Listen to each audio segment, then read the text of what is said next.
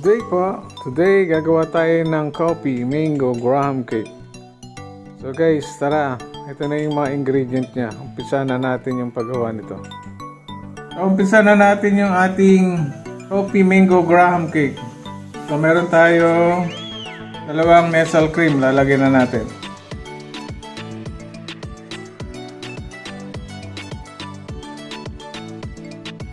So guys, gagamit tayo ng mixer para umalsa yung ating Nestle cream.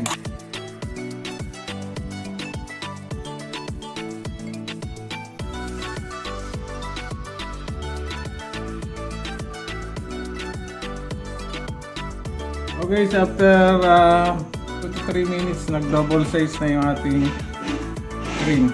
Lagyan na natin yung condensed milk. 1 can condensed milk.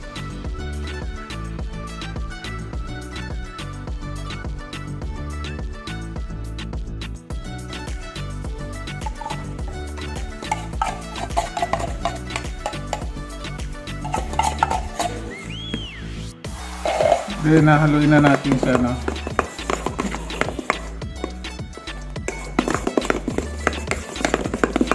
Then guys, lalagyan natin siya ng flavor, coffee flavor. Mga 2 tablespoon.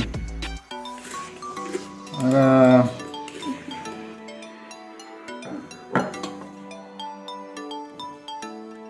sumarap yung ating coffee mango graham. Yan, mix ulit natin.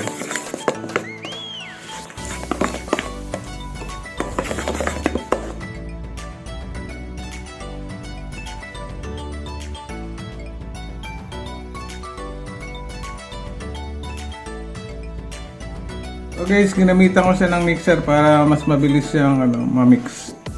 Kaya yung coffee para humalo maigi. So guys, ready na natin i-assemble yung ating coffee mango graham cake.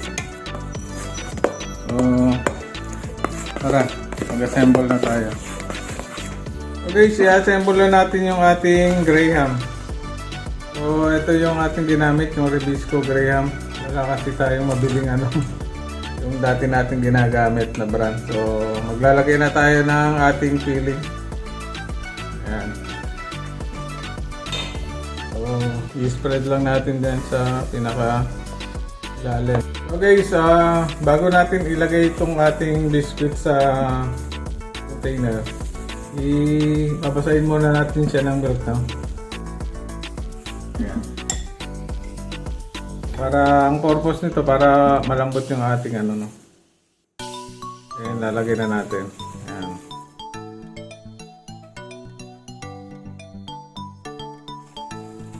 So, ganun lang guys. Kada maglalagay tayo, basahin natin para malambot yung ating maging cake.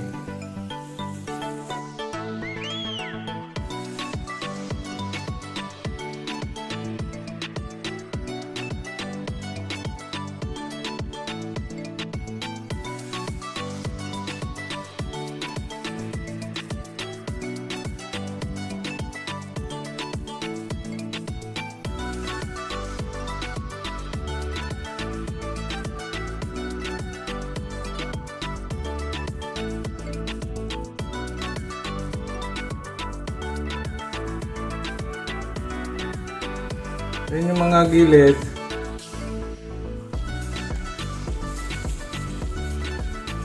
Yan. Pira-piras pa na lang din. Hati-hatiin nyo lang.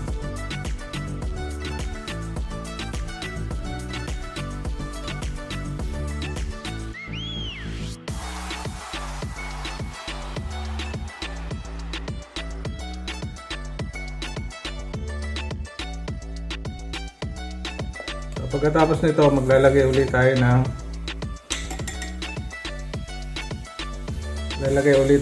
ating filling sa loob. Kasunod na layer.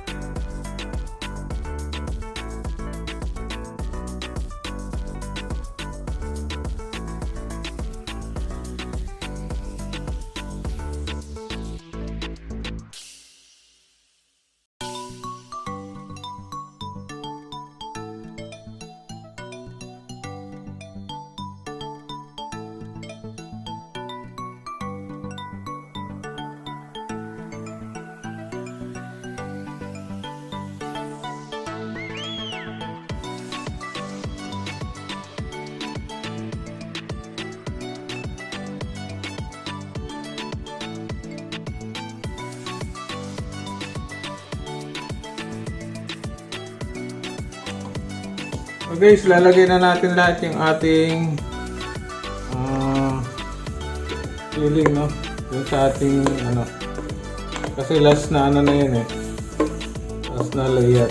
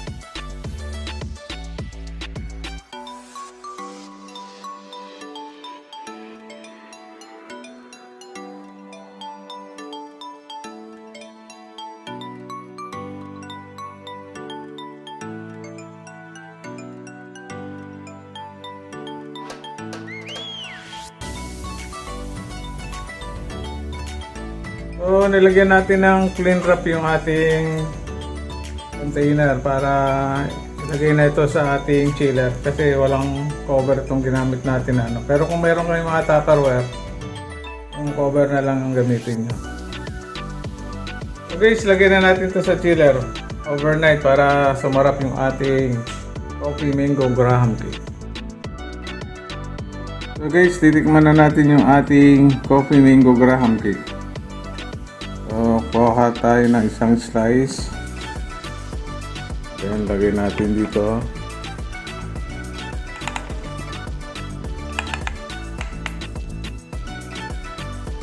So, ang kaibahan nito, mas maglalasa siyang mocha yung ating cake.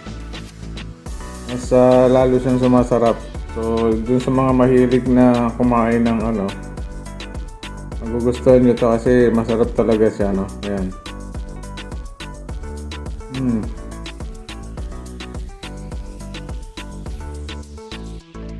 So, try nyo na rin itong gawin.